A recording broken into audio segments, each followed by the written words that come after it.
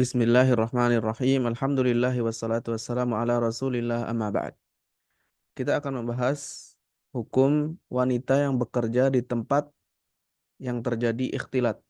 Wanita, seorang perempuan bekerja di tempat yang ada campur baur laki-laki dan perempuan. Tentu saja yang dimaksud adalah laki-laki yang bukan mahram, ya, laki-laki asing. Misalnya bekerja di rumah sakit atau di pabrik atau di perusahaan tertentu, di laboratorium, penelitian, atau di universitas, dan tempat-tempat yang lain yang biasanya dikerjakan para pekerjanya adalah laki-laki dan wanita, bercampur baur laki-laki dan perempuan. Hukum permasalahan ini sebagai berikut.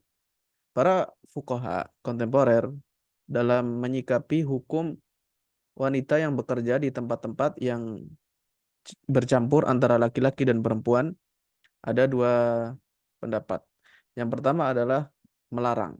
Ini fatwa Lajnah Daimah, Syekh Abdul Aziz Ibnu Baz, Syekh Muhammad Ibnu Utsaimin, dan ulama yang lain. Mereka berdalil sebagai berikut. Yang pertama, Nabi Shallallahu Alaihi Wasallam memberikan kewaspadaan, memperingatkan umatnya tentang bahaya fitnah wanita. Dan Rasulullah Shallallahu Alaihi Wasallam dalam sebuah hadis menyebutkan bahwa tidak ada fitnah yang lebih memadaratkan, yang lebih membahayakan bagi laki-laki dibandingkan fitnah wanita. Bahkan termasuk di tempat-tempat ibadah. Karenanya Nabi Shallallahu Alaihi Wasallam ya, menganjurkan agar posisi tempat perempuan menjauh dari laki-laki. Sebagaimana dalam hadis yang diriwayatkan Abu Hurairah radhiyallahu anhu, Nabi Shallallahu Alaihi Wasallam bersabda, "Khairu sufufin nisa'i akhiruha wa syarruha awaluha." Saf barisan perempuan yang terbaik adalah yang paling belakang, yang paling akhir, dan yang paling buruk adalah yang paling depan, yang paling awal. Ini padahal di masjid, di tempat yang seharusnya beribadah, tetapi tetap diberikan kewaspadaan, hati-hati, jangan sampai terjadi ditimbulkan fitnah ketika dekat antara laki-laki dan perempuan.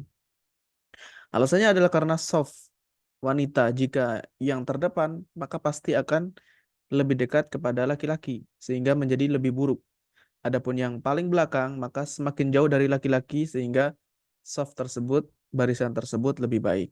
Ini dalil yang sangat jelas menunjukkan bahwa syariat memperhatikan, menginginkan wanita, para perempuan menjauh dari berkumpul bercampur baur dengan laki-laki. Sehingga ketika ada kantor atau tempat bekerja yang terjadi campur baur laki-laki dan perempuan, tidak boleh wanita bekerja di tempat tersebut. Ya, apalagi sampai laki-laki tersebut menjadi partner dalam bekerja, menjadi temannya yang membantu dia atau dia membantu laki-laki tadi dalam bekerja di satu tempat. Karena ini bisa menimbulkan fitnah, menimbulkan yang tidak diinginkan ketika terjadi percampur baur antara laki-laki dan wanita. Kemudian alasan yang kedua, syariat Islam datang dengan syariat diharamkannya bercampur baur antara laki-laki dan wanita dan dilarang, serta tegas dalam masalah tersebut. Termasuk bercampur baur laki-laki dan wanita di divisi-divisi pendidikan, pekerjaan, dalam profesi, yang semuanya mengakibatkan kepada ikhtilat. Maka sebisa mungkin harus dibuatkan tempat yang terpisah. Kalaupun tidak bisa dihindari, membutuhkan pegawai atau karyawan wanita, maka harus dibuat tempat terpisah yang hanya dihuni para pekerjanya adalah wanita saja. Allah Azza wa Jalla berfirman, "Wa idza sa'altumuhunna mata'an fas'aluhunna min wara'i hijab, dzalikum athharu liqulubikum wa qulubihin." Hukum dalam ayat ini umum, mencakup wanita muslimat siapapun orangnya sampai hari kiamat. Karenanya Nabi Shallallahu Alaihi Wasallam mengatakan bahwa sholatnya wanita di rumahnya lebih baik daripada sholat di masjid. Sebagaimana dalam hadis yang diriwayatkan Abdullah bin Umar radhiyallahu anhuma, Nabi sallallahu alaihi wasallam bersabda, la tamna'u ima Allahi masajidallah wa buyutuhunna khairul lahun. Hadis ini muttafaqun alaih. Jadi diharamkan ikhtilat, bercampur baur, baik dengan cara menyepi, menyendiri atau tidak. Walaupun ramai-ramai tetap dilarang. Sehingga dan tidak boleh juga wanita bekerja bersama laki-laki. Misalnya wanita menjadi sekretaris di kantor laki-laki atau untuk penyambutan di tempat yang tidak khusus wanita. Jadi penyambutan yang datang bercampur baur laki-laki dan perempuan atau bekerja di perusahaan untuk memproduksi sesuatu atau sebagai bendahara di pusat-pusat perbendahara pusat-pusat perdagangan ya sebagai sebagai bendahara yang mencatat yang dan seterusnya atau di tempat jual obat-obatan atau restoran yang di situ bercampur baur antara pekerja, karyawan laki-laki dan perempuan. Ini yang menjadi patokannya. Jika tercampur baur antara laki-laki dan perempuan, maka menurut pendapat yang pertama tidak diperbolehkan. Karena menimbulkan dampak-dampak yang buruk, karena hasilnya, efeknya akan banyak yang negatif, dan efek tersebut berdampak pada keluarga dan pada masyarakat sosial secara umum. Yang menimbulkan ya, keretakan rumah tangga karena terjadi perselingkuhan dan seterusnya. Inilah yang mendasari salah satu alasan mengapa diharamkan wanita bekerja di tempat-tempat yang bercampur baur antara laki-laki dan perempuan. Pendapat yang kedua mengatakan boleh, tetapi memiliki aturan-aturan dan syarat. Ini sebagian fuqaha berpendapat demikian. Mereka mengatakan karena wanita yang bekerja di tempat yang bercampur baur ada dua kemungkinan, diperinci. Yang pertama kondisinya adalah wanita terpaksa. Dia terpaksa untuk bekerja. Kondisi darurat. Dan hukum syariat, ad-daruratu, diperhitungkan sesuatu yang darurat, diperbolehkan dalam syariat. Misalnya, kondisi wanita yang tidak memiliki keluarga atau laki-laki yang menanggung kebutuhan hidupnya. Dia tidak bersuami, tidak juga memiliki keluarga, saudara. Intinya tidak ada yang mencukupi kebutuhan darurat, kayak kebutuhan pokok hidupnya. Kemudian dia tidak mendapatkan tempat bekerja yang tidak bercampur baur. Sudah mencari tempat bekerja yang aman, yang tidak bercampur baur, tapi tidak menemukan. Atau dia tidak memiliki kemampuan untuk bekerja di rumahnya, kerja mandiri di rumahnya. Dia tidak mampu, tidak memiliki kemahiran. Misalnya dalam hal menjahit atau ya, memintal dan seterusnya, aktivitas pekerjaan yang dilakukan di rumah tidak mampu. Ataupun dia mampu sebenarnya, tetapi pemasukannya hasil hasil dari pekerjaannya di rumah tidak mencukupi kebutuhan pokoknya dan kebutuhan orang-orang yang dia tanggung. Terkadang wanita menjadi ibu rumah tangga sekaligus dialah yang bekerja untuk menghidupi anak-anaknya. Janda misalnya. Nah, kebutuhan sangat banyak sementara penghasilan yang dihasilkan dari pekerjaan di rumah tidak mencukupi. Maka di saat itu berarti kondisinya darurat untuk bekerja di tempat-tempat tersebut, tempat-tempat yang bercampur baur.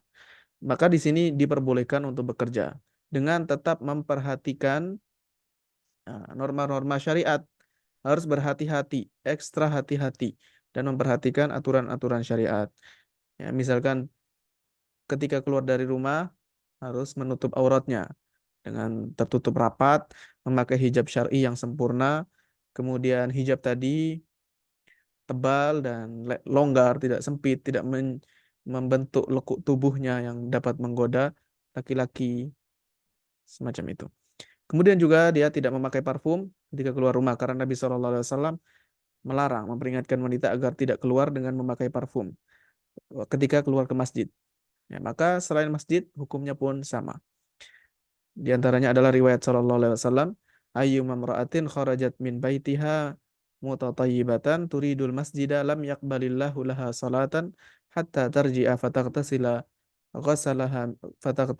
ghaslaha minal janabah. Siapapun wanita yang keluar dari rumahnya memakai parfum, dia sebenarnya tujuannya untuk ke masjid, maka Allah tidak menerima salatnya sampai dia pulang lagi, lalu mandi sebagaimana mandi janabah, supaya dihilangkan parfumnya. Kemudian di antara aturannya juga ketika keluar dari rumahnya, tidak boleh ketika bekerja di tempat yang bercampur baur, dalam kondisi terpaksa tadi, tidak boleh dia melunakkan bicaranya, ya, menggoda dengan kata-kata, cara, gaya berbicara ketika berbicara dengan laki-laki dengan menggoda, tidak boleh. Ya, kalaupun itu dibutuhkan berbicara dengan laki-laki. Berdasarkan firman Allah Ta'ala, فَلَا تَخْضَعْنَ بِالْقَوْلِ فَيَطْمَعَ الَّذِي فِي قَلْبِهِ مَرَضٌ وَقُلْنَ قَوْلًا مَعْرُوفًا. Jika kondisi yang darurat tadi memang faktanya demikian, kemudian wanita yang bekerja memperhatikan aturan-aturan yang semacam ini, maka boleh bekerja dengan ada kebutuhan. Dan jika kebutuhannya sudah selesai, sudah tercukupi, atau dia sudah menemukan tempat bekerja yang mencukupi kebutuhan pokoknya, dan tidak ada ikhtilat, tempat baru yang tidak ada ikhtilat, maka harus meninggalkan tempat bekerja yang ikhtilat tadi. Meninggalkannya mencari yang selamat. Ya, atau sudah mencukupi. Ya, maka dia tidak boleh melanjutkan di situ karena ad-daruratu uh, tuqaddaru biqadariha. Darurat atau kebutuhan itu diizinkan, memang membuat kondisi seseorang diizinkan melakukan keharaman. Tetapi ya, sebisa mungkin untuk mengambil secukupnya saja. Adapun kondisi yang kedua, wanita tidak ada sisi kondisi darurat, tidak ada kebutuhan yang mendesak untuk bekerja di tempat-tempat yang bercampur baur. Ya, karena memang yang pertama bisa jadi karena tidak butuh bekerja. Pada dasarnya dia tidak butuh bekerja karena sudah ada nafkah, sudah punya harta yang banyak. Atau karena ada kesempatan, ada lowongan kerja yang tidak bercampur baur laki-laki dan perempuan. Dalam kondisi yang tidak terpaksa atau tidak ada kebutuhan yang mendesak, semacam ini tidak boleh wanita bekerja di tempat-tempat yang terjadi ikhtilat. Ya, karena memiliki resiko kerusakan yang tinggi. Minimalnya adalah ketika terjadi ikhtilat, sulit untuk menerapkan perintah Allah Azza wa Jalla. Jadi Allah memerintahkan agar ghaddul basar, menundukkan, maksudnya menjaga pandangan. Ini sangat sulit ketika terjadi ikhtilat.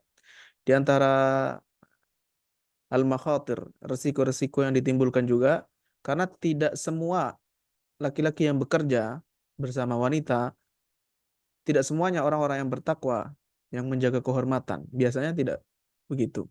Bahkan kebanyakannya orang-orang yang ada di zaman sekarang tidak peduli dengan kehormatan orang lain, tidak bertakwa kepada Allah, ya dalam memandang, dalam berbicara, dalam bersikap, yang bisa jadi mengakibatkan tindakan yang hasilnya adalah buruk, dan ini dapat disaksikan secara jelas. Baik, nah intinya bagi yang mengatakan dilarang ya karena alasan-alasan tadi, ya, menghindari keburukan. Adapun yang mengatakan diperbolehkan harus diperinci dulu.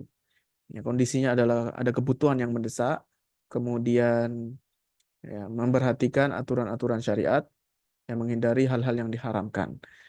Bisa dirujuk di kitab Al-Ikhtilatu Bainar Rijali wan Nisa karya Said Ibnu Ali Al-Qahtani, kemudian Al-Ikhtilat wa Khatarahu Alal Fardi wal Mujtama karya Nasir bin Ahmad As-Suhaji, Fatwa Nur Al-Darb Syekh Ibnu Utsaimin, dan Fatwa Lajnah Daimah lil Ifta.